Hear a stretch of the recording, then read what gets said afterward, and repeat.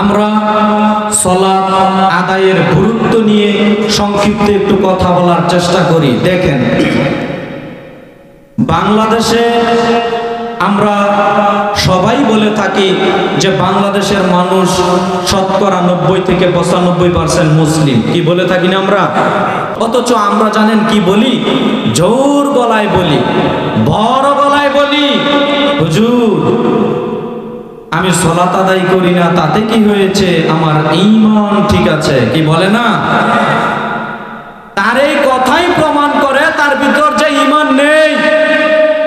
নইলে ওই ব্যক্তি কি করে বলতে পারে আমি সালাত আদায় করি না, তাতে কি? তাতে কোনো সমস্যা নেই, আমার ঈমান ঠিক আছে। তার এই কথাই প্রমাণ করে সে যে ঈমান থেকে কতটুকু দূরে আছে। সম্মানিত দ্বীনি মুসলিম ভাই বোন, সালাত আদায় না করলে ঈমানদার থাকা যায় না, সালাত আদায় না করলে মুসলিম থাকা যায় না। আমি আপনার সামনে একাধিক প্রমাণ পেশ করার চেষ্টা করব, আপনি আমার দিকে এক খেয়ালে চেয়ে থাকার চেষ্টা করবেন। রাসূল সাল্লাল্লাহু আলাইহি ওয়াসাল্লাম বলছেন, বান্দা ও কাফেরের মধ্যে পার্থক্য হচ্ছে সালাত আদায় করা। যদি আল্লাহর বান্দা হতে চান সালাত আদায় করতে হবে। 1 ওয়াক্ত না 5 ওয়াক্ত? 5 ওয়াক্ত। আর যদি কাফের হতে চান 1 ওয়াক্ত আদায় করা লাগবে না, 1 ওয়াক্ত আদায় করা লাগবে না, কোনো সমস্যা নেই। জুমার সালাত তো ছেড়ে দেন। আর যদি বলেন আমি আল্লাহর বান্দা, আমি মুসলিম হতে চাই, অবশ্যই অবশ্যই আপনাকে আমাকে 5 ওয়াক্ত সালাত আদায় করতে হবে। 2 দিন ব্যাপী ইসলামী সম্মেলনের আজকের দ্বিতীয় দিন অর্থাৎ শেষ দিন, সভাপতি হিসেবে উপস্থিত আছেন জনাব ইব্রাহিম হাওলাদার সাহেব। এরপরে আমার পূর্বেও যিনি আলোচনা করেছেন আমাদের অত্যন্ত প্রিয় সাহেব শেখ রফিকুল ইসলাম হাফিজাহুল্লাহ, এবং আমার পরেও যিনি আলোচনা করবেন আজকের দিনের প্রধান মেহমান, প্রধান বক্তা শেখ রফিকুল ইসলাম বিন সাইদ হাফিজাহুল্লাহ, তিনিও উপস্থিত আছেন। বলি আলহামদুলিল্লাহ। অতএব যেহেতু সবাই উপস্থিত, আপনারা যারা এখন এদিক সেদিক ঘোরাঘুরি করছেন, আমি আপনাদেরকে আলোচনার শুরুতেই অনুরোধ জানাবো, আপনারা এই দ্বীনি মজলিসগুলোকে মূল্যায়নের চেষ্টা করেন। আমাদের এখানে কেউ কোরআন হাদিসের বাইরে আলোচনা করবে না ইনশাআল্লাহ। আর কোরআন হাদিসের বৈঠকগুলোকে মূল্যায়ন করতে হয়। আসলে আমি আমার প্রায় আলোচনাতে এই হাদিসটা বলি সংক্ষিপ্তভাবে, আমরা তো কোরআন হাদিসের বৈঠককে মূল্যায়ন করতে জানি না। কোরআন হাদিসের আলোচনাকে আমরা যথাযথভাবে মূল্যায়ন করতে জানি না। সাহাবায়ে কেরাম, তাবিগণ, তারা কোরআন হাদিসের জ্ঞান অর্জনের ব্যাপারে এত সতর্ক থাকতেন, তারা জ্ঞান অর্জন করতেন, এত দূর গিয়ে হলেও জ্ঞান অর্জন করতেন। তার একটা হাদিসের নমুনা আপনাকে আমি পেশ করি, তাহলে আপনি কিছুটা আঁচ করতে পারবেন। তাবি কাসির ইবনে কায়েস রাহিমাহুল্লাহ বলেন, আমি দামেস্ক শহরে আবু দারদা রাদিয়াল্লাহু তাআলা আনহুর নিকট আগমন করলাম। আমি শুনেছি আবু দারদা রাদিয়াল্লাহু তাআলা আনহু একটা হাদিস বর্ণনা করেন, যে হাদিসটা তিনি রাসূল থেকে বর্ণনা করেন। কোথা থেকে বর্ণনা করেন? রাসূল থেকে বর্ণনা করেন। তো আমি তাবি কাসির ইবনে কায়েস রাহিমাহুল্লাহ চলে গেলাম রাসূলের মদিনা থেকে দামেস্ক শহর আবু দারদা রাদিয়াল্লাহু তাআলা আনহুর নিকট একটা হাদিসের জ্ঞান অন্বেষণ করার জন্য, জ্ঞান অর্জন করার জন্য। আমি যখন এই হাদিসটা পড়েছি, আমি গুগলে ম্যাপে চার্জ দিয়ে দেখি তো রাসূলের মদিনা থেকে দামেস্ক শহর কতটুকু দূরত্ব। সেটা হলো, যেটা দেখতে পেলাম, 1300 কিলোমিটারেরও বেশি দূরত্ব। কয়শো কিলোমিটার? 1300 কিলোমিটার। বুঝতে পারলেন না মনে হয়? বাংলাদেশের টেকনাফ থেকে তেতুলিয়া, বাংলাদেশের টেকনাফ থেকে তেতুলিয়া 1000 কিলোমিটারেরও কম। এবার বুঝতে পেরেছেন তো? তো তাবি কাসির ইবনে কায়েস রাহিমাহুল্লাহ বলছেন যে আমি আবু দারদা রাদিয়াল্লাহু তাআলা আনহুর নিকট আগমন করলাম একটা হাদিসের জ্ঞান নেওয়ার জন্য। আমি শুনেছি আবু দারদা রাদিয়াল্লাহু তাআলা আনহু এই হাদিসটা বর্ণনা করেন, তিনি রাসূল থেকে বর্ণনা করেন। আমি আবু দারদা রাদিয়াল্লাহু তাআলা আনহুর নিকট গিয়ে বললাম, আবু দারদা, আমি আপনার নিকট রাসূলের মদিনা থেকে আগমন করেছি। আমি শুনেছি আপনি একটা হাদিস বর্ণনা করেন, যে হাদিসটা আপনি রাসূল থেকে বর্ণনা করেন। এই হাদিসের জ্ঞান নেওয়ার জন্য আমি আপনার নিকট আগমন করেছি। আবু দারদা, আপনি শুনেন, আমি দুনিয়াবি কোনো স্বার্থ হাসিলের জন্য আপনার নিকট আগমন করিনি। শুধুমাত্র শুনেছি আপনি একটা হাদিস রাসূল থেকে বর্ণনা করেন, এই হাদিসের জ্ঞান নেওয়ার জন্য আপনার নিকট আগমন করেছি। আপনাকে আমি বলি, এখন কেউ লক্ষ লক্ষ কোটি কোটি টাকার মালিক হয়েছে, হজ খরচ হয়েছে, 5 লাখ 6 লাখ 7 লাখ 8 লাখ টাকা খরচ করে হজে যাবে। এরপরও বাড়ি থেকে লিস্টি করে 10টা জায়নামাজ নিয়ে আসবো, 10টা তাসবিদানা নিয়ে আসবো, 10 কেজি জমজমের পানি নিয়ে আসবো, 10 কেজি আজওয়া খেজুর নিয়ে আসবো। কি লিস্টি করে যায় না? ফরজ হজ করতে যাবে, আনা যাবে না এই ফতোয়া আমি দিচ্ছি না, আপনি আনতে পারেন, সমস্যা নেই। কিন্তু ভাই, ফরজ ইবাদত করতে যাব, এরপরও আমরা চাই যে দুনিয়াবিও কিছু আমার অর্জন হোক। কি আমরা এটা চাই না? তো তাবি কাসির ইবনে কায়েস রাহিমাহুল্লাহ তিনি বলছেন, আমি আবু দারদার নিকট আগমন করলাম দুনিয়াবি কোনো স্বার্থ হাসিলের জন্য নয়, আমি শুধু শুনেছি তিনি রাসূল থেকে একটা হাদিস বর্ণনা করেন। এই হাদিসের জ্ঞান নেওয়ার জন্য আমি 1300 কিলোমিটারের বেশি পথ অতিক্রম করে চলে গেলাম।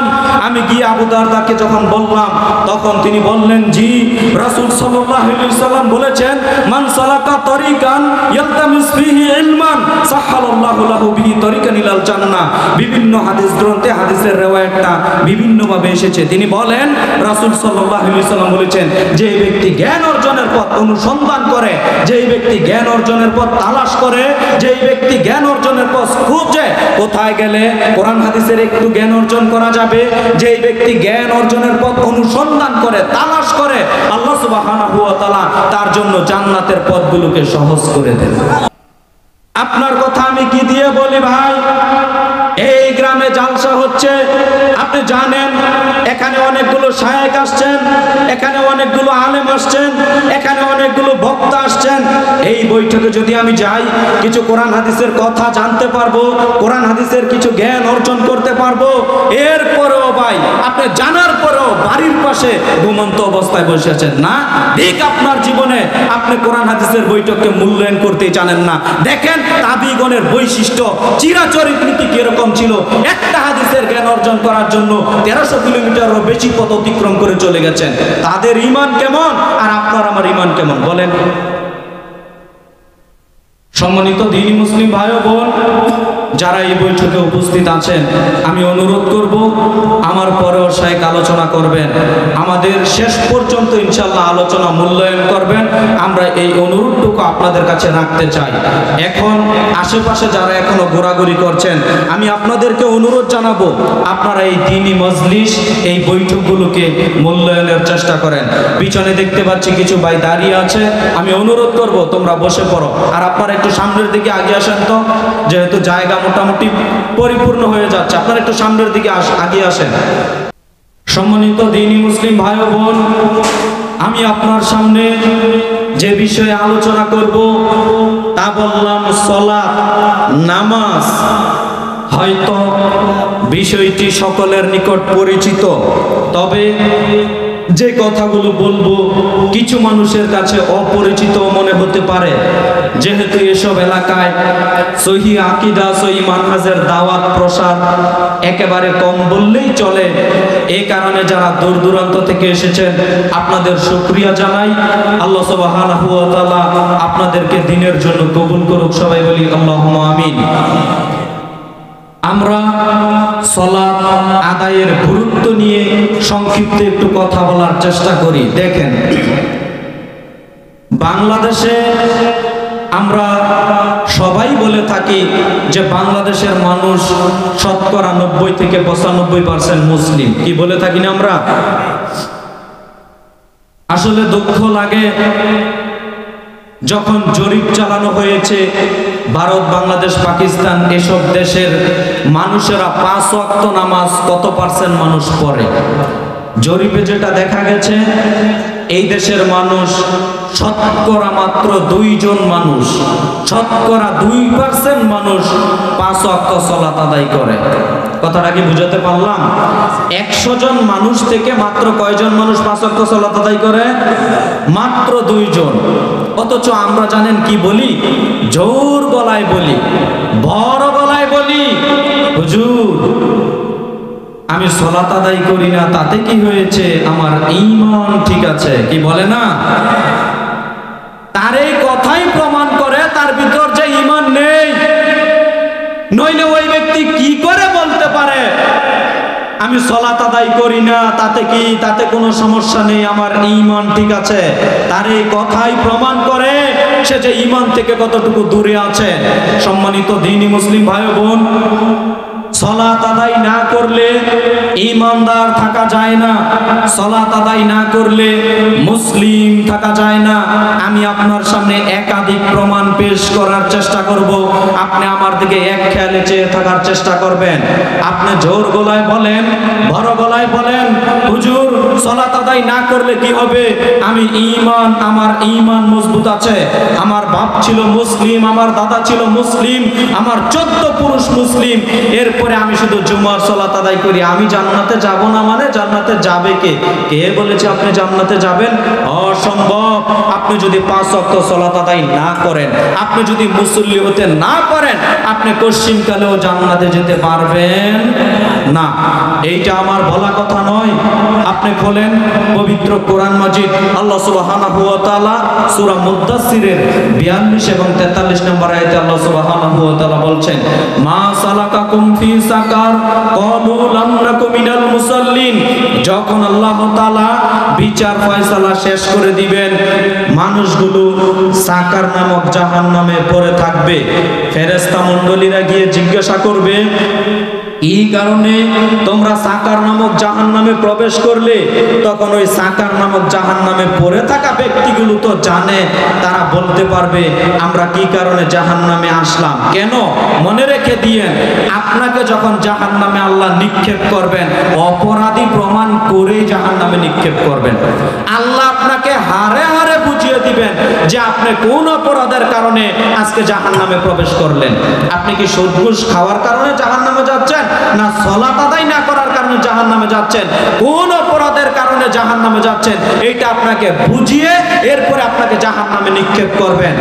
এই কারণে ফেরেশতা মণ্ডলীরা যখন জাহান্নামী ব্যক্তিদেরকে নিকট গিয়ে জিজ্ঞাসা করবে, সাকার নামক জাহান্নামে পড়ে থাকা ব্যক্তিদেরকে, মা সালাকাকুম ফি সাকার, আরে তোমরা কি কারণে, কিসের কারণে সাকার নামক জাহান্নামে প্রবেশ করলে? তো ওই ব্যক্তিরা তো জানবে, ওই ব্যক্তিরা তো বুঝতে পারবে কি কারণে সাকার নামক জাহান্নামে আজকে আমরা প্রবেশ করলাম। তখন তারা নিজেরা জবাবে বলবে, ক্বালু লাম নাকু মিনাল মুসাল্লিন, আমরা দুনিয়াতে মুসল্লি ছিলাম না, সালাত আদায় করতাম না। নেনেবা আপনাকে যদি ভাই বলি, এখানে তো মাশাআল্লাহ অনেক মানুষ উপস্থিত আছেন, আপনাকে যদি একজন একজন করে বলি, মুরব্বী আপনি বলেন তো আজকে ফজর গেল, জোহর গেল, আসর গেল, মাগরিব গেল, এশা গেল, 5 ওয়াক্ত চলে গেছে না? এই 5 ওয়াক্ত সালাতের মধ্যে কয় ওয়াক্ত আদায় করেছেন? বলবে হুজুর 3 ওয়াক্ত আদায় করেছি।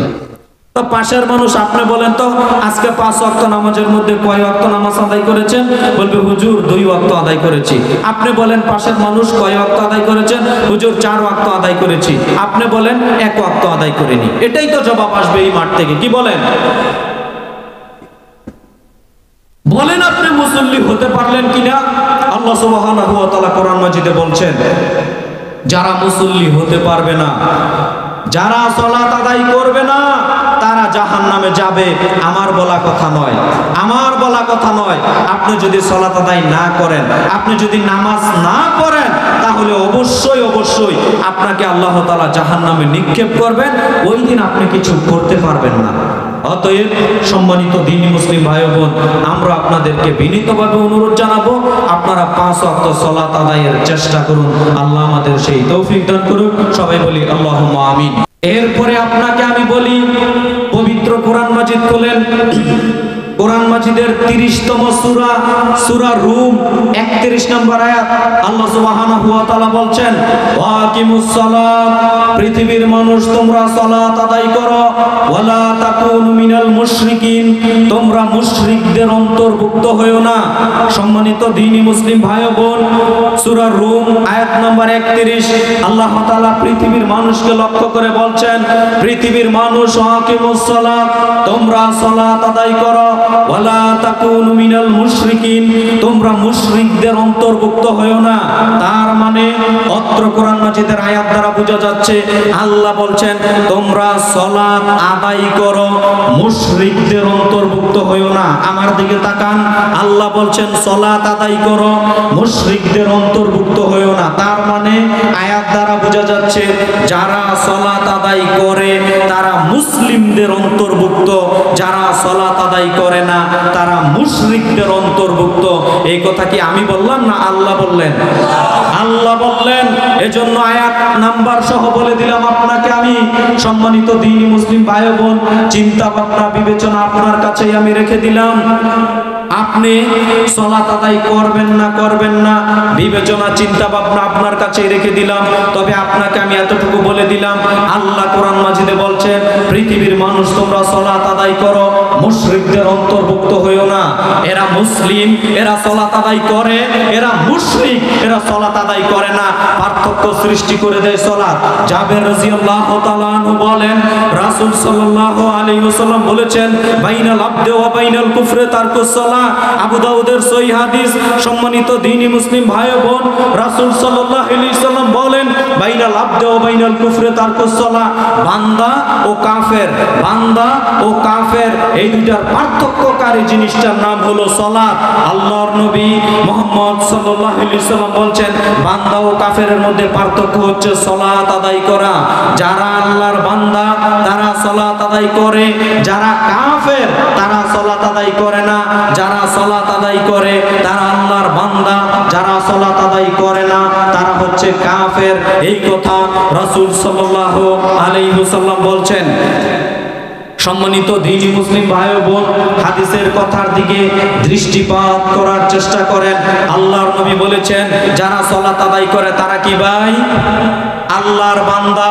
যারা সালাত আদায় করে না তারা হচ্ছে কাফের। একটা দোকানের মধ্যে 20 জন মানুষ বসে আছে, মুসলিম আছে, হিন্দু আছে, বৌদ্ধ আছে, খ্রিস্টান আছে। ইতিমধ্যে আসরের সালাতের আজান হয়ে গেল। এখন পার্থক্য সৃষ্টি করে দিবে কে আজান শুনে মসজিদে যাবে, এরা হলো আল্লাহর বান্দা, এরা হলো মুসলিম, আর কারা ওই দোকানেই বসে থাকবে। এখন পার্থক্য সৃষ্টি করে দিবে। কেন? এখন আজান হয়েছে, সালাতের ওয়াক্ত হয়েছে। এই কথাই রাসূল সাল্লাল্লাহু আলাইহি ওয়াসাল্লাম বলছেন আল্লাহর বান্দা হতে গেলে সালাত আদায় করতে হয়। আর যদি আপনি নিজেকে মনে করেন যে আমি আল্লাহর বান্দা নই, আমি কাফের, আমি মুশরিক, আমি মুনাফিক, তাহলে সালাত আদায় করিয়েন না, কোনো সমস্যা নেই।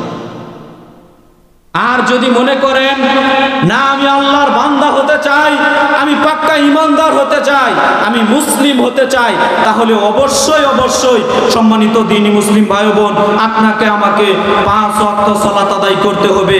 যে হাদিসটা বললাম, হাদিসটি পেয়ে যাবেন আবু দাউদের 4678 নম্বর হাদিসে। আপনার সামনে আমি আরো একটু প্রমাণ করার চেষ্টা করি। আপনি যদি সালাত আদায় না করেন আপনি মুসলিম থাকতে পারবেন না। একটু দেখেন তো কি বললাম। আল্লাহ বলছেন সালাত আদায় করো নইলে জাহান্নামে যেতে হবে। আল্লাহ বলছেন সালাত আদায় করো নইলে মুশরিকদের অন্তর্ভুক্ত হয়ে যাবে। আল্লাহর নবী বলেছেন বান্দা ও কাফেরের মধ্যে পার্থক্য হচ্ছে সালাত আদায় করা। যারা সালাত আদায় করে তারা হচ্ছে আল্লাহর বান্দা, যারা সালাত আদায় করে না তারা হচ্ছে কাফের। এবার আল্লাহর নবী মুহাম্মদ সাল্লাল্লাহু আলাইহি সাল্লাম সাহাবীকে লক্ষ্য করে কি বললেন? এখন যে হাদিসটা বলবো নাসাইতে পেয়ে যাবেন, মিশকাতুল মাসাবিহের মধ্যে পেয়ে যাবেন। হাদিস নাম্বার হচ্ছে 1153। বশর ইবনে মেহজান রাহিমাহুল্লাহ বলেন আমার পিতা মেহজান রাদিয়াল্লাহু তাআলা আনহু রাসূল সাল্লাল্লাহু আলাইহি সাল্লামের নিকট একদা আগমন করলেন। এক খেয়ালে আমার দিকে চেয়ে থাকেন।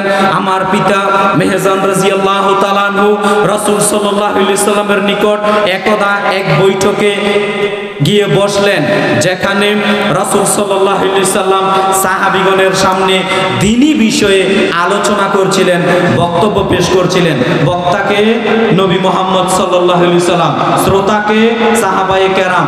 ওই বৈঠকে গিয়ে মেহজান রাদিয়াল্লাহু তাআলা আনহু বসলেন। কথাটা কি বুঝতে পারলেন? হাদিসটা বুঝবেন। ওই বৈঠকে গিয়ে আমার পিতা মেহজান রাদিয়াল্লাহু তাআলা আনহু বসলেন, রাসূল সাল্লাল্লাহু আলাইহি সাল্লামের নিকট দ্বীনি বিষয়ে বক্তব্য শুনছিলেন, আলোচনা শুনছিলেন। রাসূল সাল্লাল্লাহু আলাইহি সাল্লাম দ্বীনি বিষয়ে আলোচনা করছিলেন। এমত অবস্থায় আজান হয়ে গেল। রাসূল সাল্লাল্লাহু আলাইহি সাল্লাম উপস্থিত সাহাবীগণকে নিয়ে চলে গেলেন মসজিদে। মসজিদে গিয়ে সালাত আদায় করলেন জামাতের সহিত। সালাত আদায়ের পর রাসূল সাল্লাল্লাহু আলাইহি সাল্লাম উপস্থিত সাহাবীগণকে নিয়ে আবার চলে গেলেন ওই মাঠে, যেই মাঠে রাসূল সাল্লাল্লাহু আলাইহি সাল্লাম সালাতের পূর্বে বক্তব্য দিচ্ছিলেন। কথাটা কি বুঝতে পারলেন? ওই বৈঠকে গিয়ে রাসূল সাল্লাল্লাহু আলাইহি সাল্লাম দেখতে পেলেন যে মেহজান নামক সাহাবী ওই বৈঠকে একা একা বসে আছেন। মেহজান রাদিয়াল্লাহু তাআলা আনহু আমাদের সাথে সালাত আদায় করলেন না। মেহজান নামক সাহাবী ওই বৈঠকে একা একা বসে আছেন। যখন রাসূল সাল্লাল্লাহু আলাইহি সাল্লাম দেখতে পেলেন মেহজান রাদিয়াল্লাহু তাআলা আনহু ওই বৈঠকে একা একা বসে আছেন, তখন রাসূল সাল্লাল্লাহু আলাইহি সাল্লাম তাকে লক্ষ্য করে বললেন, মা মানাকা আন তুসাল্লিমা আন-নাস। মেহজান, তোমাকে কিসে বাধা দিল? তুমি আমাদের সাথে সালাত আদায় করলে না কেন? আলাস্তা বিরজুলিন মুসলিম, তুমি কি মুসলিম ব্যক্তি নও? মেহজান, তুমি আমাদের সাথে সালাত আদায় করলে না কেন?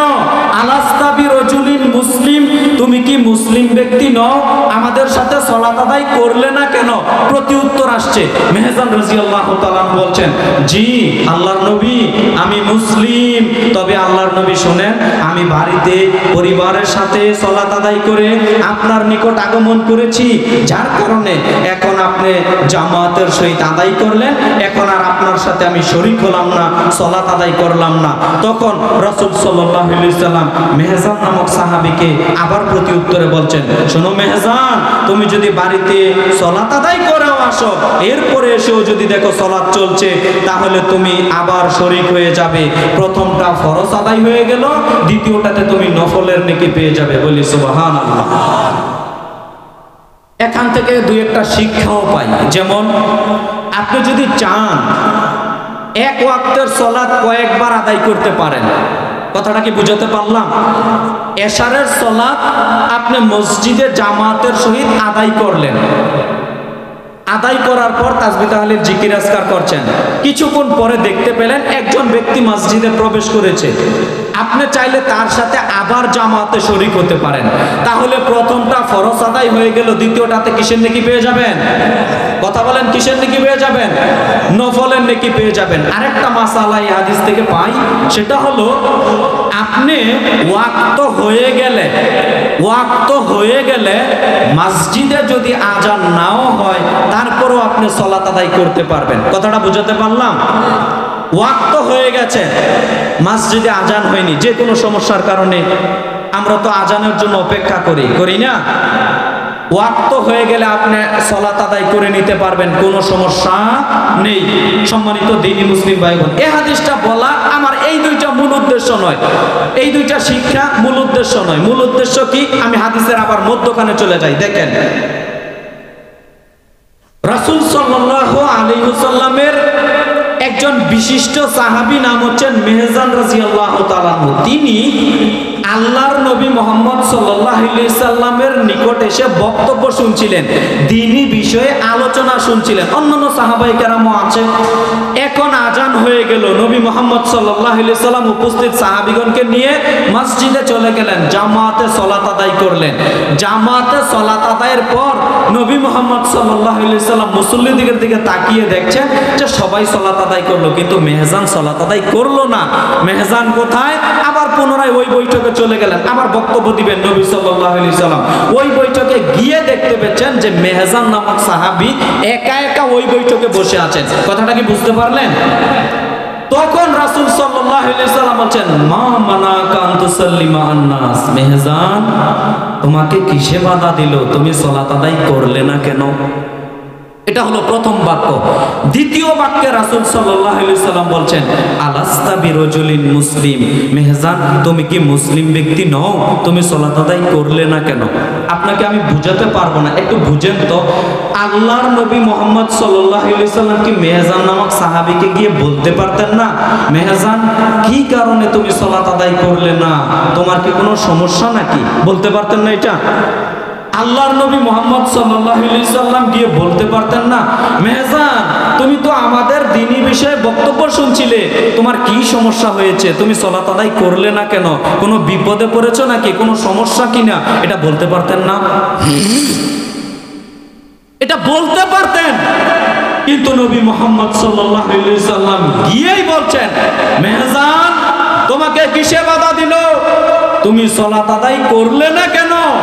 আলাস্তা বিরজুলিন মুসলিম, তুমি কি একজন মুসলিম ব্যক্তি নও? তার মানে প্রশ্নটা করে দিলেন মুসলিমের সাথে, তার মানে নবী মুহাম্মদ সাল্লাল্লাহু আলাইহি সাল্লাম বুঝাতে চাচ্ছেন মুসলিম হতে গেলে সালাত আদায় করা লাগে। কথা বলেন ঠিক কিনা? মুসলিম হতে গেলে সালাত আদায় করা লাগে। এখন এই বৈঠকে বসে আছেন মুরব্বী, সালাত আদায় করেছেন? সালাত আদায় করিনি। আমি যদি বলি আপনি কি মুসলিম নন, এই প্রশ্ন যদি করি, আপনি রাগ করে বলবেন, হুজুর আপনি বলেন কি, আমার বাপ দাদা 14 পুরুষ মুসলিম, আপনি আমাকে বলছেন আমি মুসলিম কিনা মানে?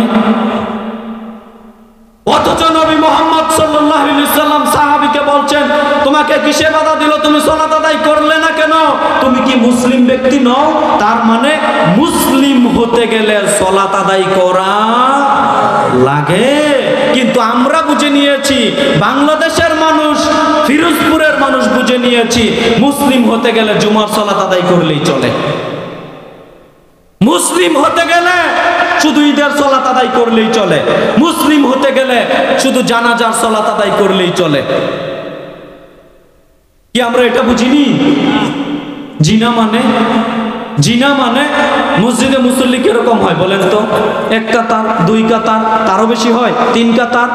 অথচ এই সমাজে, অত্র সমাজে কি মুসল্লি নেই, মানুষ নেই? কি করে ওই দিন জানাজার সালাত একজন মারা গেছে, 5-10 কাতার 20 কাতার মুসল্লি হয়ে যায়। কোথা থেকে আসে? জুমার দিন মুসল্লিগুলো কোথা থেকে আসে? ঈদের সালাতে মুসল্লিগুলো কোথা থেকে আসে? সম্মানিত দ্বীনি মুসলিম ভাই বোন, একটু চিন্তা ভাবনা করবেন। সম্মানিত দ্বীনি মুসলিম ভাই বোন, আপনার সামনে আমি সালাতের গুরুত্ব নিয়ে কথা বলছিলাম। আলোচনা বুঝার স্বার্থে আমি আলোচনা ভেঙে ভেঙে আপনার সামনে আমি একটু আবারও প্রথম থেকে সামারি স্বরূপ বলি, আলোচনা বুঝতে হবে। 1, আল্লাহ বলেছেন বেনামাজি মানুষ জাহান্নামে যাবে। কোথায় যাবে বলেন তো?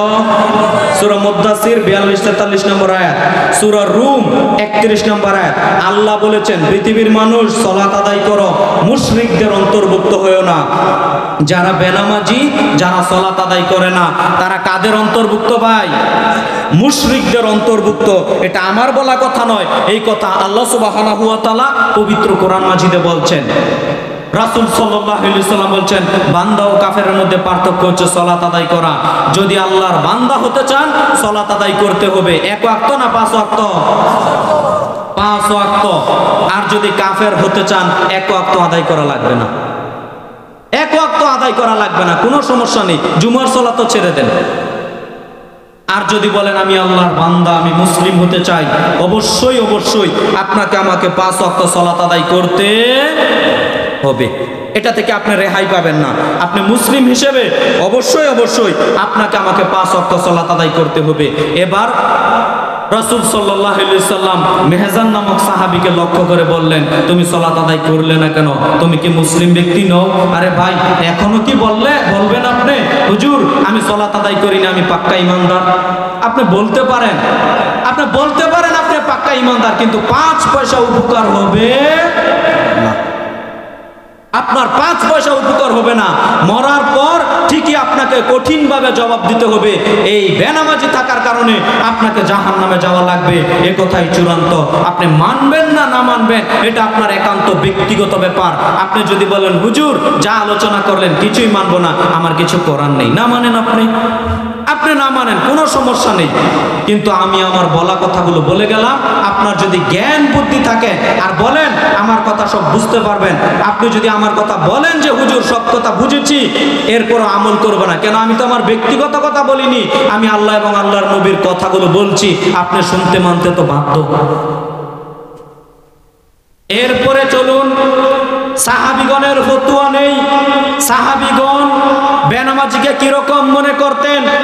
আমরা তো বেনামাজিদেরকে কাফের বলতে পারি না, বেনামাজিরা সালাত আদায় করে না, তাদেরকে কাফের বলতে পারি না, কেমন জানি লাগে, কষ্ট কষ্ট লাগে, তাদেরকে কাফের বলে দিব। অথচ সাহাবায়ে কেরামের ফতোয়া নেন। আব্দুল্লাহ ইবনে শাকিক রাহিমাহুল্লাহ বলেন, কানা আসহাবি মুহাম্মাদিন সাল্লাল্লাহু আলাইহি সাল্লাম লা ইয়ারাউনা শাইয়্যান মিনাল আমাল তারকু কুফরুন গায়রা সালাহ। মুহাম্মদ সাল্লাল্লাহু আলাইহি সাল্লামের যত সাহাবায়ে কেরাম আছে, কথা বুঝবেন, মুহাম্মদ সাল্লাল্লাহু আলাইহি সাল্লামের যত সাহাবায়ে কেরাম আছে, সমস্ত সাহাবায়ে কেরাম এই ব্যাপারে ইজমা করেছেন, এই ব্যাপারে একমত পোষণ করেছেন। সেটা হচ্ছে কেউ যদি সালাত ব্যতীত অন্য কোনো কর্ম ত্যাগ করে তাহলে তাকে কাফের বলবো না। কেউ যদি সালাত ব্যতীত অন্য কোনো কর্ম ত্যাগ করে তাহলে তাকে কাফের বলবো না। আর কেউ যদি সালাত তরক করে, সালাত ত্যাগ করে, তাহলে ওই ব্যক্তি কাফের। এটা হচ্ছে সমস্ত সাহাবায়ে কেরাম এই বিষয়ে একমত পোষণ করেছেন ফতোয়া দিতে গিয়ে। কথাটা কি বুঝতে পারলাম? আব্দুল্লাহ ইবনে শাকিক রাহিমাহুল্লাহ বলেন, বিশিষ্ট তাবী আব্দুল্লাহ ইবনে শাকিক রাহিমাহুল্লাহ বলেন, কানা আসহাবি মুহাম্মাদিন সাল্লাল্লাহু আলাইহি সাল্লাম লা ইয়ারাউনা শাইয়্যান মিনাল আমাল তারকুহু কুফরুন গায়রা সালাহ। মুহাম্মদ সাল্লাল্লাহু আলাইহি সাল্লামের যত সাহাবায়ে কেরাম আছে, আপনি কি কথার ওজন বুঝতে পারেন? একজন সাহাবী বলতেন, আবু বকর সিদ্দিক বলতেন, আমি আবু বকর সিদ্দিক রাদিয়াল্লাহু তাআলা আনহু বলে গেলাম, পৃথিবীর মানুষ শোনো, তোমরা যদি 3 ওয়াক্ত সালাত আদায় করো তারপরেও তোমরা মুসলিম। একজন সাহাবী বলতেন। আপনি যে বলেন আপনি মুসলিম, আপনি যে বলেন আপনি ঈমানদার, একটা হাদিস পেশ করেন আমার সামনে, একটা হাদিসের কওল আপনি আমার সামনে পেশ করেন, আমি পেশ করছি। আবু বকর সিদ্দিক রাদিয়াল্লাহু তাআলা আনহু বলছেন, কেউ যদি 2 ওয়াক্ত সালাত আদায় করে এরপরেও পাক্কা মুসলিম। একটা হাদিস পেশ করেন আমার সামনে, একটা হাদিসের কওল পেশ করেন আপনি আমার সামনে। আপনার যদি মনের ভিতরে এত সাহস, এত হিম্মত থাকে, দেখি আপনার কত বড় শক্তি। একটা হাদিসের অংশ বিশেষ আপনি পেশ করেন, আমি উমর রাদিয়াল্লাহু তাআলা আনহু বলে গেলাম, কেউ যদি 4 ওয়াক্ত সালাত আদায় করে এরপরেও তারা মুসলিম। একটা হাদিসের রেফারেন্স আপনি আমার সামনে পেশ করেন তো দেখি, কত বাপের বেটা হয়েছেন আপনি, পেশ করেন না দেখি কতটুকু ক্ষমতা। আপনি কোন শরমে, কোন লজ্জায় বলেন আমি জুমার সালাত আদায় করি, আমার চেয়ে বড় মুসলিম আর কে হতে পারে? কোন লজ্জায় আপনি বলেন? কোন শরমে বলেন? কোন লজ্জায় আপনি এই কথা বলেন যে আমার ঈমান মজবুত আছে, সালাত আদায় না করলেও শরম হয় না, লজ্জা হয় না? আপনার লজ্জা হওয়া উচিত ছিল এই কথা বলার পূর্বে। সম্মানিত দ্বীনি মুসলিম ভাই বোন, আমি আপনাদের অনুরোধ জানাবো, বিনীতভাবে অনুরোধ জানাবো, 5 ওয়াক্ত সালাত আদায় করুন। আপনি যদি 5 ওয়াক্ত সালাত আদায় না করেন, আপনি যদি 5 ওয়াক্ত সালাত আদায় না করেন, তাহলে আপনি মুসলিম থাকতে পারবেন না ভাই। একাধিক রেফারেন্স দিতে পারি। এবার ইমামগণের ফতোয়া নেবেন। আল্লাহ তো বলেছেন বেনামাজি জাহান্নামে যাবে, আল্লাহর নবী তো বলেছেন বেনামাজি কাফের, সাহাবায়ে কেরামগণ তো ফতোয়া দিচ্ছেন বেনামাজি হচ্ছে কাফের, আপনি বলছেন না আমি ঈমানদার। না, আপনার কথার 5 পয়সা দাম থাকতে পারে? ইমামগণের ফতোয়া নেন। ইমামগণের ফতোয়া, ইমাম আহমদ বিন হাম্বল রাহিমাহুল্লাহ, যিনি 10 লক্ষ হাদিসের হাফেজ ছিলেন, ইমাম আহমদ বিন হাম্বল রাহিমাহুল্লাহ, তিনি বলছেন বেনামাজিকে হত্যা করতে হবে। কেন? মুসলিম থেকে যদি কেউ অমুসলিম হয়ে যায়, মুসলিম থেকে যদি কেউ অমুসলিম হয়ে যায়, ধর্ম ত্যাগী হিসেবে তাকে হত্যা করতে হবে। এটা হচ্ছে ইমাম আহমদ বিন হাম্বল রাহিমাহুল্লাহর ফতোয়া। যেহেতু ও সালাত আদায় করে না, অতএব সে ইসলাম থেকে বহিষ্কার হয়ে গেছে, ধর্ম ত্যাগী হয়ে গেছে, এজন্য তাকে হত্যা করতে হবে। নেন ফতোয়া, মানেন আপনি? আব্দুল কাদের জিলানী রাহিমাহুল্লাহর ফতোয়া দেখেন আরো কত শক্ত। এদেশের মানুষ তো ভাই আব্দুল কাদের জিলানী রাহিমাহুল্লাহকে এমন ভাবে পীর মানে, আব্দুল কাদের জিলানী রাহিমাহুল্লাহর কথা এমন ভাবে তারা পেশ করে আমরা যারা আহলে হাদিস আমরা ধরেই নিয়েছি যে আব্দুল কাদের জিলানী মনে হয় একেবারে পাক্কা বিদাতি ছিলেন। নাউজুবিল্লাহ।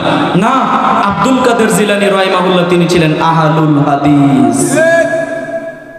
আমি যদি বলি আপনি বলবেন হুজুর এটা আবার কি বললো? জি, আমি বলে গেলাম আব্দুল কাদের জিলানী রাহিমাহুল্লাহ রাফুল ইয়াদাইন করতেন। আপনার সামনে যদি রাফুল ইয়াদাইনের বিবরণ পেশ করি আপনি অবাক হয়ে থাকবেন, হুজুর ফিতনা লাগাতে এসেছে না, অথচ আব্দুল কাদের জিলানী রাহিমাহুল্লাহ তিনি রাফুল ইয়াদাইন করতেন। তিনি বুকের উপর হাত পাততেন, তিনি জোরে আমিন বলতেন। অথচ আপনি আব্দুল কাদের জিলানী রাহিমাহুল্লাহর নামে কত নোংরা নোংরা কত বানোয়াট কিসসা কাহিনী বলে ফেলছেন। আব্দুল কাদের জিলানী রাহিমাহুল্লাহ নাকি মায়ের পেট থেকে 18 পারা কোরআন মুখস্থ করে এসেছে, কাহিনী শুনেননি? একেবারে ডাহা মিথ্যা কথা বলেন দলিল দেওয়ার জন্য। দেখি হুজুরের হিম্মত কতটুকু। সম্মানিত দ্বীনি মুসলিম ভাই ও বোন, আপনাকে আমি বলতে চাচ্ছিলাম আব্দুল কাদের জিলানী রাহিমাহুল্লাহর ফতোয়া দেখবেন আপনি। তিনি বলছেন পৃথিবীবাসী তোমরা শুনে রেখো বেনামাজি হচ্ছে কাফের।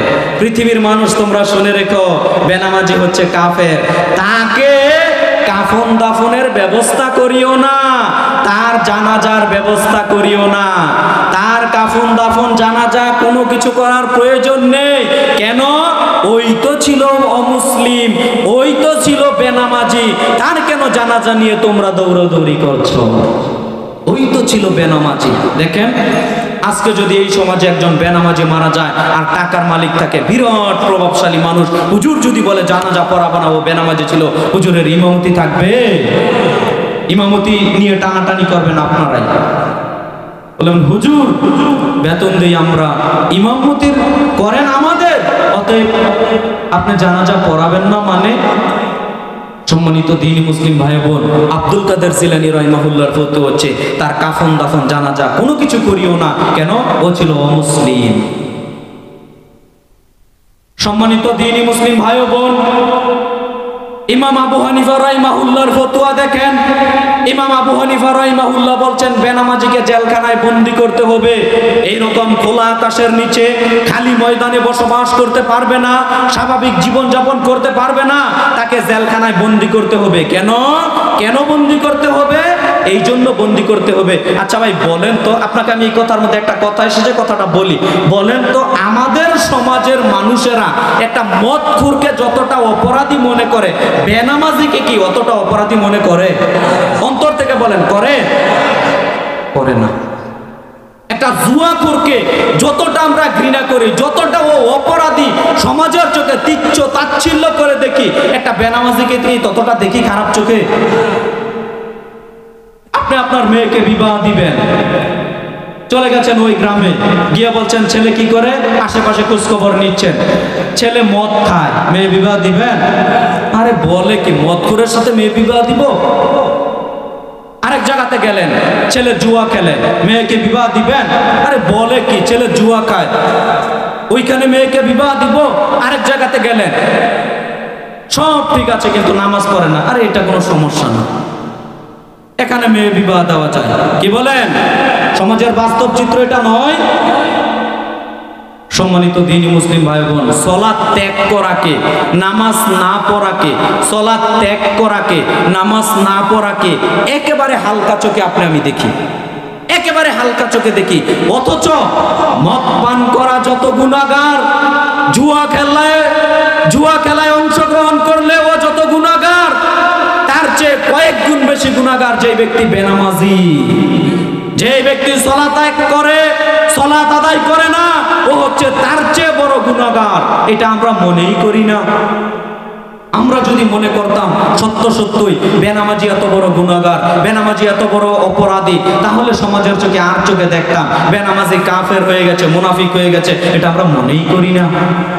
তাই তো দাদা হজ করে চলে এসেছে, ঠিক ঠিক করে সুন্দর মতো মসজিদে চলে আসে, কিন্তু নিজের ছেলেকে একবারও সালাত আদায়ের কথা বলে না, নিজের নাতিকে সালাত আদায়ের কথা একবারও বলে না।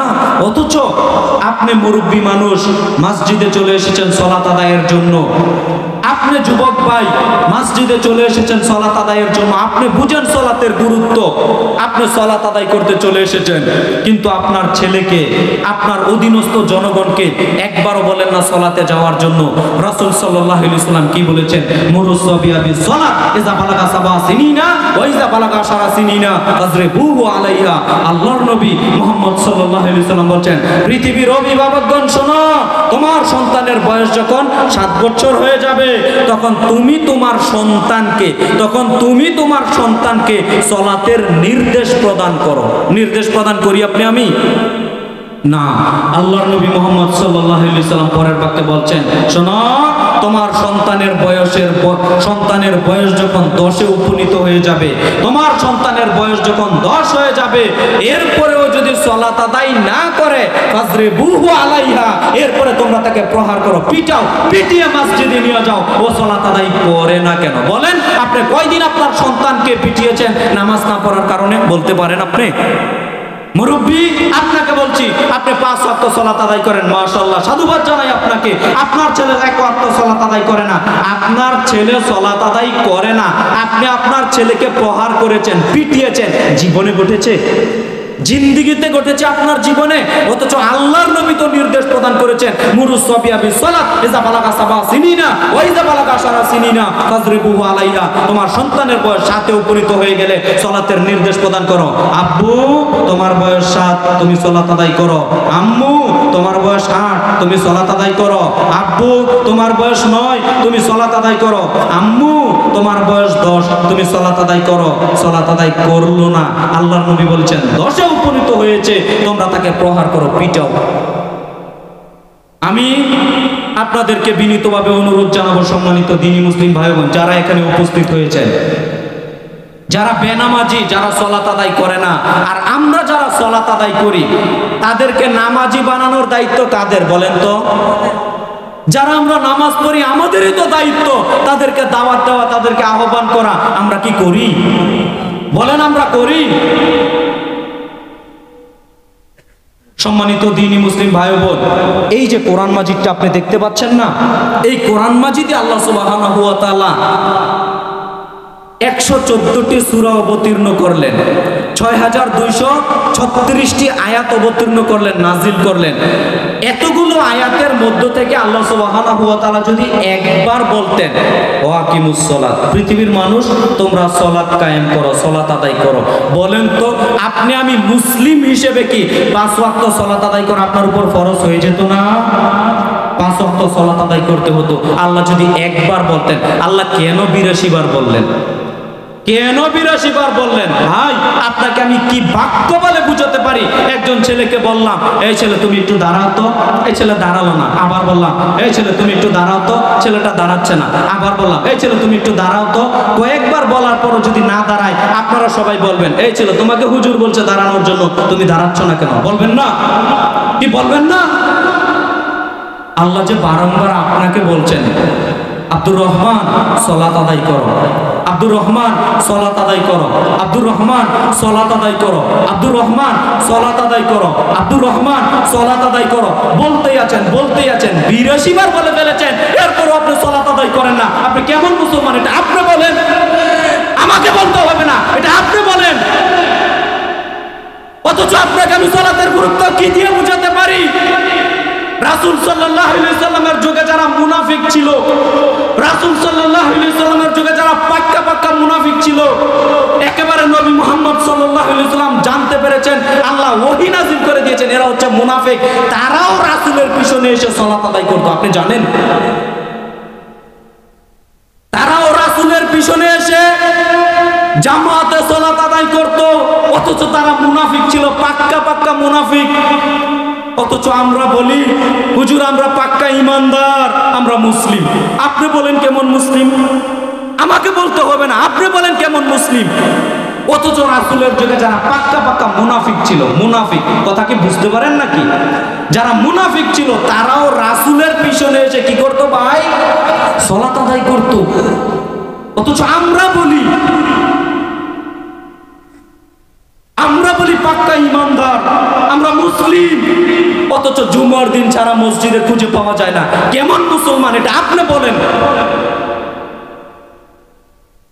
সাহাবায়ে কেরাম তো এমনি ফতোয়া দেননি, নবী মুহাম্মদ সাল্লাল্লাহু আলাইহি ওয়াসাল্লাম তো এমনি বলে যাননি বান্দা ও কাফেরের মধ্যে পার্থক্য সৃষ্টি করে দেয় সালাত। সম্মানিত দ্বীনি মুসলিম ভাই ও বোন, বেনামাজি থাকেন, জাহান্নামে যাবেন আর বলা লাগবে না কাউকে। সালাত আদায় করিয়েন না, জাহান্নামে যাবেন কাউকে বলা লাগবে না। আচ্ছা ভাই বলেন তো, আমার কি লাভ এই কথাগুলো বলার? আমি ফিরোজপুর নারায়ণগঞ্জ থেকে সকালে রওনা দিয়েছি, আপনাদের ফিরোজপুরে এসেছি।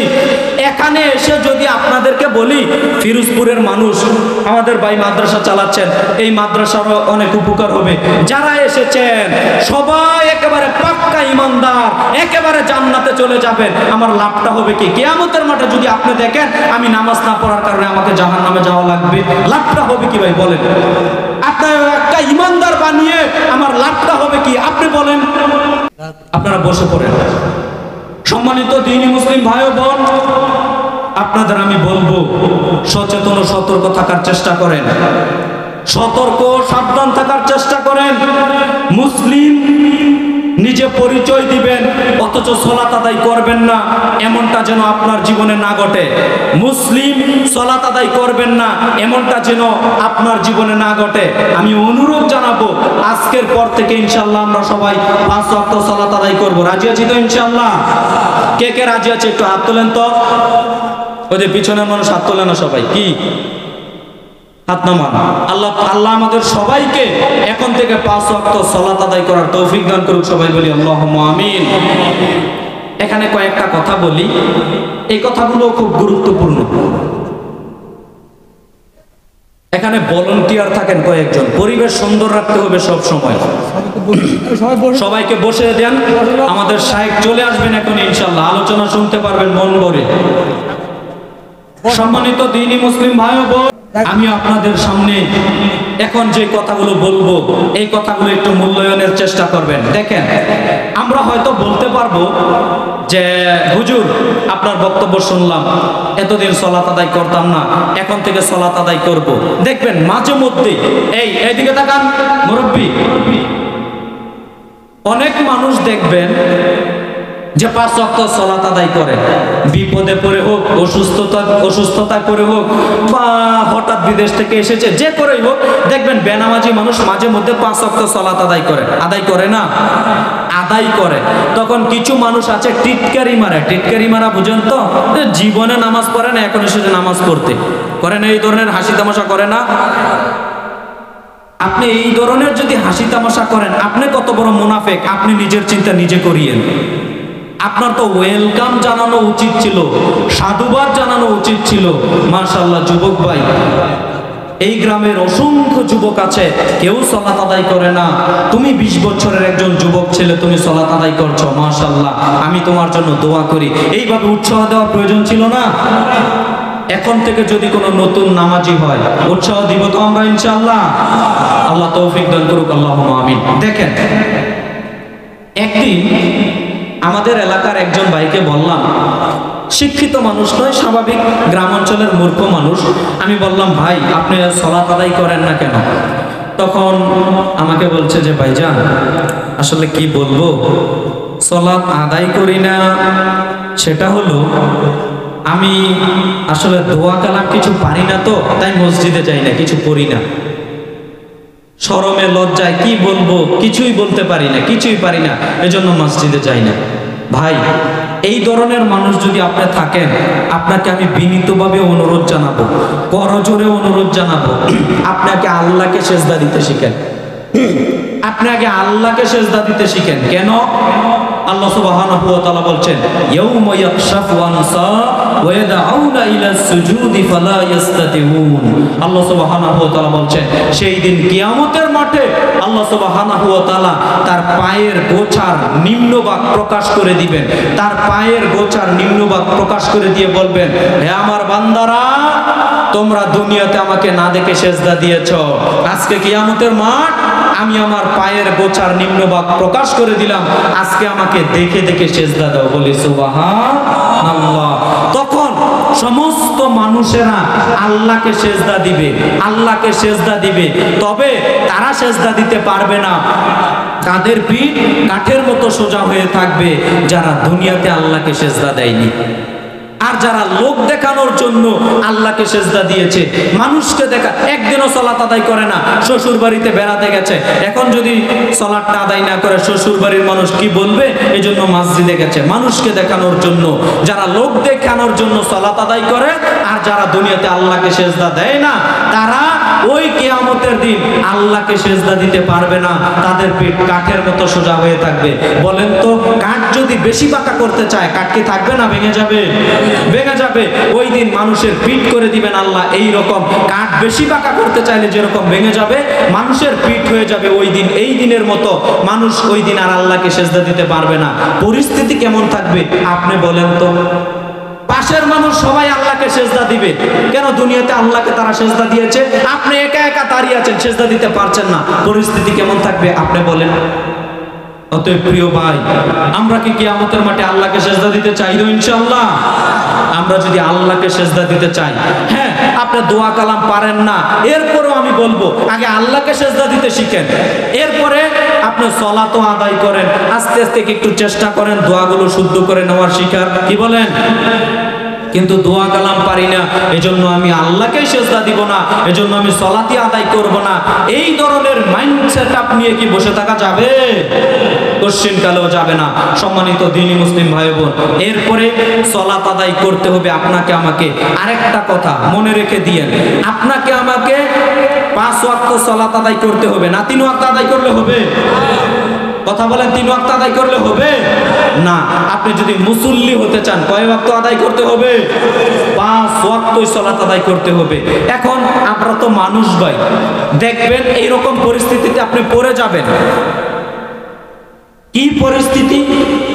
আপনি এই ফিরোজপুর বরিশাল থেকে আপনি ঢাকার উদ্দেশ্যে রওনা দিয়েছেন, ঢাকা আপনার একটা কাজ আছে, তো আপনি ওই কাজটা সম্পাদন করে সকালে রওনা দিয়েছেন, আবার বাড়িতে ফিরেছেন একেবারে এশারের পরে। জোহর গেল, আসর গেল, মাগরিব গেল, এশা গেল, 4 ওয়াক্ত সালাত ছুটে গেল, 1 ওয়াক্ত আপনি আদায় করতে পারলেন না। পরিস্থিতি হয়ে ওঠেনি, পরিস্থিতি ওইরকম হয়ে ওঠেনি, আপনি আদায় করতে পারলেন না। এখন এশারের সময় আপনি বাড়িতে ফিরলেন, আপনি 5 ওয়াক্ত সালাত আদায় করেন। এখন বাড়িতে ফিরে ভাবলেন যে হুজুর কি বলি, কি করি, 4 ওয়াক্ত সালাত তো জমা পড়ে আছে, এখন কষ্ট হচ্ছে, এখন কি আর এই সালাতগুলো আদায় করব? যা, আজকে দিন গেছে গেছে, আগামীকাল থেকে 5 ওয়াক্ত সালাত আদায় করব। আপনারা অধিকাংশ মানুষ দেখবেন এইরকম চিন্তা নিয়ে বসে থাকে না ভাই?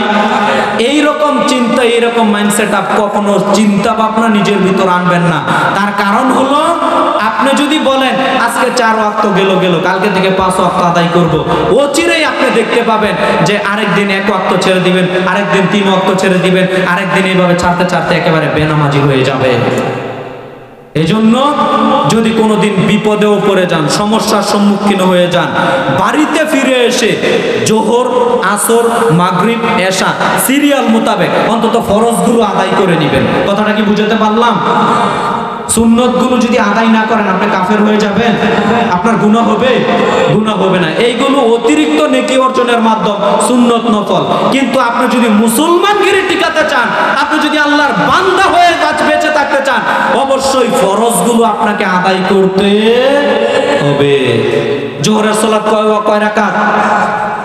জি, 4 রাকাত। কয় রাকাত? এখন মানুষ মনে করে জোহরের সালাত আদায় করব 12 রাকাত। বাপরে বাপ, এত রাকাত সালাত কি করে আদায় করব? যা, সালাতই আদায় করব না। আছে না এই ধরনের কোয়ালিটির মানুষ? এখন আপনি ঢাকাতে গেছেন, জোহরের সালাত 12 রাকাত তো জানেন, 10 রাকাত তো জানেন, 10 রাকাত 12 রাকাত আদায় করব, এত সময়ই তো পাবো না, যা, সালাতই আদায় করব না। এই মাইন্ডসেট আপনিও বসে থাকিয়েন না। কি করবেন? আপনি বিপদে পড়েছেন, অন্তত ফরজটা আদায় করেন। কথা বুঝাতে পারলাম? ওই মুহূর্তে আপনি ফরজটা আদায় করলে আল্লাহ সুবহানাহু ওয়া তাআলা আপনাকে, আপনি যদি বাড়িতে সব সময় সুন্নত নফল আদায় করে থাকেন, ওই মুহূর্তে আপনাকে আল্লাহ সুবহানাহু ওয়া তাআলা সুন্নতের নেকি দিয়ে দিবেন। বলি সুবহানাল্লাহ। কেন? হাদিসে এসেছে 2 শ্রেণীর মানুষকে আল্লাহ পূর্ণ নেকি দিয়ে থাকেন, সফরকারী ব্যক্তি আর রোগী ব্যক্তিকে। সফরকারী ব্যক্তিকে আর রোগী ব্যক্তিকে। আপনি প্রতিদিন সুন্নত নফল আদায় করেন ফরজের পাশাপাশি, এখন আপনি অসুস্থ হয়েছেন, এখন আপনি যদি শুধু ফরজগুলো আদায় করেন, তাহলে ওই যে প্রতিদিন সুন্নত নফলগুলো আদায় করেন, এখন শুধু ফরজ আদায়ের কারণে প্রতিদিনের সুন্নত নফল নেকির নেকি আল্লাহ সুবহানাহু ওয়া তাআলা আজকেও আপনাকে দিয়ে দিবেন। বলি সুবহানাল্লাহ। সম্মানিত দ্বীনি মুসলিম ভাই বোন, যে কথাগুলো বললাম প্রত্যেকটা কথা জেনে বুঝে আমল করার চেষ্টা করবেন। কোনো কথা যদি অস্পষ্ট থাকে, জানার ভুল থাকে, তাহলে আমাদের শায়েখরা আছে, তাদেরকে প্রশ্ন করে জিজ্ঞাসা করে এরপরে আমল করার চেষ্টা করবেন। রাজি আছি তো ইনশাআল্লাহ? আল্লাহ তৌফিক দান করুক, আল্লাহুম্মা আমিন। এরপরে সম্মানিত দ্বীনি মুসলিম ভাই বোন, বক্তা আসার আগ পর্যন্ত আরো কিছু কথা আগিয়ে নেই। দেখেন আপনি, আমরা সালাত আদায় করব, এটা আমরা চিন্তা ভাবনা করলাম। এখন মসজিদে আজান হয়েছে, আজান হচ্ছে, এখন আপনার আমার করণীয় কি বলেন তো? মসজিদে আজান হয়েছে, এখন করণীয় হচ্ছে মুয়াজ্জিন যেই কথাগুলো বলবে, যে বাক্যগুলো বলবে, এই বাক্যের জবাবগুলো আপনাকেও দিতে হবে। কথাটা কি বুঝাতে পারলাম? রাসূল সাল্লাল্লাহু আলাইহি সাল্লাম বলেছেন, শোনো পৃথিবীর মানুষ, যখন আজান দিবে মুয়াজ্জিন, তখন মুয়াজ্জিন যা বলবে মুয়াজ্জিনের সাথে সাথে তোমরাও মুয়াজ্জিনের বলা বাক্যগুলো বলো। মুয়াজ্জিন যখন বলবে আল্লাহু আকবার আল্লাহু আকবার, তোমরাও বলো আল্লাহু আকবার আল্লাহু আকবার। মুয়াজ্জিন যেই বাক্যগুলো বলবে তোমরাও অনুরূপ বাক্যগুলো বলো। অতঃপর তোমরা দুরুদে ইব্রাহিম পাঠ করো। কেন? রাসূল সাল্লাল্লাহু আলাইহি ওয়াসাল্লাম বলেন, মান সাল্লা আলাইয়া ওয়াহিদান সাল্লাল্লাহু আলাইহি আশারা। কেউ যদি আমার প্রতি একবার দুরূদ পাঠ করে, নবী মুহাম্মদ সাল্লাল্লাহু আলাইহি ওয়াসাল্লাম বলেন, আল্লাহ তার প্রতি 10 বার রহমত নাজিল করেন। বলি সুবহানাল্লাহ। সম্মানিত দ্বীনি মুসলিম ভাই বোন, অতঃপর দুরূদ পাঠ করার পর আপনি আজানের পর যে দোয়াটা আছে, আল্লাহুম্মা রাব্বা হাযিহি দাওয়াতি তাম্মা ওয়াস সালাতিল কায়িমা আতি মুহাম্মাদানিল ওয়াসিলাতা ওয়াল ফাজিলা ওয়া বা'আসহু মাকামান মাহমুদান আল্লাযী ওয়া'তা, এই দোয়াটা পড়বেন। এই দোয়াটা পড়লে আপনার কি নেকি হবে? তাহলে নবী মুহাম্মদ সাল্লাল্লাহু আলাইহি সাল্লাম বলছেন, তাহলে আপনি যদি এই আমলটা প্রতিনিয়ত করেন, নবী সাল্লাল্লাহু আলাইহি সাল্লাম বলেন, তার জন্য আমার সুপারিশ করা কিয়ামতের দিন ওয়াজিব হয়ে যাবে। বলি সুবহানাল্লাহ। আবার বলি আমলের কথাটা। এক, মুয়াজ্জিন যখন আজান দিবে, মুয়াজ্জিনের সাথে সাথে ওই বাক্যগুলো আপনাকেও বলতে হবে। কথাটা বুঝাতে পারলাম? মুয়াজ্জিন যেইগুলো বলবে অনুরূপ বাক্য আপনাকেও বলতে হবে। আমরা আমাদের নীতি, আমরা তো আজানের জবাব দেওয়ার চেষ্টা করি না, অথচ সাহাবায়ে কেরামের আমল, পরস্পর দুইজন ব্যক্তি কথা বলছেন, এখন আজান হচ্ছে, কথা বলা ছেড়ে দিতেন, আজানের জবাব দিতেন। এই আমল আছে আপনার আমার মধ্যে? নেই। এই আমল করার চেষ্টা করবেন। এরপরে আজানের বাক্যগুলো বলার পর কি বলবেন বলেন তো? দুরূদ পাঠ করবেন। কি পাঠ করবেন? দুরূদ। আল্লাহুম্মা সাল্লি আলা মুহাম্মাদ ওয়া আলা আলি মুহাম্মাদ, এই দুরূদ ইব্রাহিম পাঠ করবেন। অতঃপর আজানের যে দোয়াটা রয়েছে, আল্লাহুম্মা রাব্বা হাযিহি দাওয়াতি তাম্মা, এই দোয়াটা পাঠ করেন। এই আমলটা যদি আপনি প্রতিনিয়ত করতে পারেন, নবী সাল্লাল্লাহু আলাইহি সাল্লাম বলেন, কিয়ামতের মাঠে আমার সুপারিশ ওই ব্যক্তির জন্য ওয়াজিব হয়ে যাবে। বলি সুবহানাল্লাহ। অর্থাৎ তাকে আমি সুপারিশ করবই করব। এখানে আরেকটা কথা বলি, দেখবেন অনেক মানুষ, আপনারা হয়তো অন্য অন্য সমাজ থেকেও এসেছেন, আমাদের ব্যাপারে, আহলে হাদিসদের ব্যাপারে, সালাফিদের ব্যাপারে অনেক ভ্রান্ত কথা ছড়িয়ে দেয় অনেক বিদাতি হুজুরেরা। কি অনেকে বলে নবী মুহাম্মদ সাল্লাল্লাহু আলাইহি সাল্লাম নাকি কিয়ামতের মাঠে সুপারিশ করবে না, এটা আহলে হাদিসরা বলে। কে বলল? এই যে এখন বললাম দলিল পেশ করে, কিয়ামতের মাঠে নবীজির সুপারিশ ওয়াজিব হয়ে যাবে ওই ব্যক্তির প্রতি যেই ব্যক্তি এই আমলটা করবে। কথা কি বুঝাতে পারলাম? অতএব মিথ্যা অপবাদ, মিথ্যা তহমত, আমরা নাকি ইমাম আবু হানিফা রাহিমাহুল্লাহকে গালি দেই। কিছুক্ষণ আগে তো ভাইজান বললো না, কোশ্চেন কালেও একটা রেফারেন্স দেখাতে পারবেন যে আহলে হাদিসের এমুক বক্তা, এমুক আলেম, এমুক খতিব একজন আমি পেয়েছি যে ইমাম আবু হানিফা রাহিমাহুল্লাহকে গালি দিয়েছে? বলেন, দেখাতে পারবেন? প্রমাণ সহ দেখাতে হবে। পারবেন? বলেন না সাহস করে যে আমি পারবো যে আহলে হাদিসের অমুক বক্তা ইমাম আবু হানিফা রাহিমাহুল্লাহকে গালি দিয়েছে, এই যে প্রমাণ নেন হুজুর। বলেন সাহস থাকলে। দেখাতে পারবেন না দলিল প্রমাণ। অথচ তাদের হুজুরেরা, বড় বড় মোটা মোটা মুফতি মানুষেরা, তারা এইগুলো বলে না, বলে না? আমাদের ব্যাপারে মিথ্যা অপবাদ, মিথ্যা তহমত দিয়ে থাকে। আমরা বলবো আপনারা আল্লাহকে ভয় করেন, আল্লাহকে ভয় করে আমাদের ব্যাপারে কথা বলার চেষ্টা করেন। আমরা পবিত্র কোরআন ও সহিহ হাদিস ব্যতীত আপনাদের সামনে কোনো কিছু বলার চেষ্টা করি না। আল্লাহ আমাদের কবুল করুক। সবাই বলি আল্লাহুম্মা আমিন। সম্মানিত দ্বীনি মুসলিম ভাই বোন, এরপরে আমার দিকে তাকান। এরপরে আজান হয়ে গেল, আপনি আজান, এখানে আরেকটা কথা বলি, সেটা হলো আজান আর একামতের মাঝে দোয়া করবেন বেশি বেশি। রাসূল সাল্লাল্লাহু আলাইহি ওয়াসাল্লাম বলেন বাইনাল আযানি ওয়াল ইকামা, রাসূল সাল্লাল্লাহু আলাইহি ওয়াসাল্লাম বলেন লা ইয়ারুদ্দু দুআউ বাইনাল আযানি ওয়াল ইকামা, আজান ও একামতের মাঝের দোয়া আল্লাহ ফেরত দেন না। বলি সুবহানাল্লাহ। আবার বলি, আল্লাহর নবী মুহাম্মদ সাল্লাল্লাহু আলাইহি ওয়াসাল্লাম বলেন লা ইয়ারুদ্দু দুআউ বাইনাল আযানি ওয়াল ইকামা, আজান ও একামতের মাঝের দোয়া আল্লাহ সুবহানাহু ওয়া তাআলা ফেরত দেন না। কখনো কি আজান আর একামতের মাঝে দোয়া করি? আমরা ভাবি আমাদের সবারই নীতি চরিত্র এরকম, এখন আজান হয়েছে, এখনো 15 মিনিট আছে জামাত শুরু হওয়ার, যাব সময় হোক, এরপরে জামাতে শরীক হবো না। আজান হলে আপনি ওযু করে নেন, ওযু করে এরপরে আজানের বাক্যগুলো তো প্রথমেই বলবেন, দুরূদ পাঠ করবেন, এরপরে আজান ও একামতের মাঝে যে অল্প সময় থাকে, এই অল্প সময় ভাই আপনি বেশি বেশি দোয়া করবেন। আপনার জীবনে যা প্রয়োজন ওইগুলো আল্লাহর দরবারে চাইবেন। আল্লাহর দরবারে চাইলে কি হবে? ওই সময়ে দোয়া করলে আল্লাহ সুবহানাহু ওয়া তাআলা আপনার আমার দোয়া কি করবেন না? ফেরত দিবেন না, আল্লাহ কবুল করে নেবেন। অতএব আপনার আমার দোয়া আল্লাহ সুবহানাহু ওয়া তাআলা কবুল করুক, এটা আপনি আমি চাই তো ভাই? আমাদের দোয়া আল্লাহ কবুল করুক, এটা চাই না? যেহেতু আমাদের দোয়া আল্লাহ সুবহানাহু ওয়া তাআলা কবুল করুক, এটা আপনার আমার চাওয়া, এটা আপনার আমার পাওয়া। অতএব এই সময়ের মধ্যে আমরা বেশি বেশি আজকে থেকে দোয়া করার চেষ্টা করব। বলি ইনশাআল্লাহ। আল্লাহ সুবহানাহু ওয়া তাআলা আপনাদের আমাদের সবাইকে তৌফিক দান করুক, আল্লাহুম্মা আমিন। সম্মানিত দ্বীনি মুসলিম ভাই বোন, এরপরে আপনি ওযু করবেন, ওযু করবেন, সুন্দরভাবে ওযু করবেন। বিস্তারিত বলতে পারবো না, আমি ছোট ছোট পয়েন্ট নিয়ে একটু সামনের দিকে গিয়ে আলোচনা শেষ করে দিব, বেশি রাত করা যাবে না। সম্মানিত দ্বীনি মুসলিম ভাই বোন, এরপরে আপনি সুন্দর করে ওযু করবেন। আপনি যদি সুন্দর করে ওযু করেন, এটার ফজিলত জানেন কি?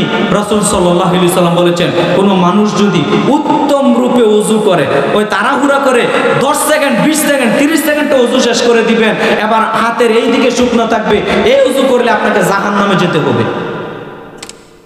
বলবেন হুজুর জাহান্নামে যেতে হবে, এইটা আবার কোথায় পেলেন? জি, রাসূল সাল্লাল্লাহু আলাইহি ওয়াসাল্লাম বলেন, যারা ওযু করে আবার এই দিক ওই দিক শুকনো থাকে, আছে না এই ধরনের ওযুকারী?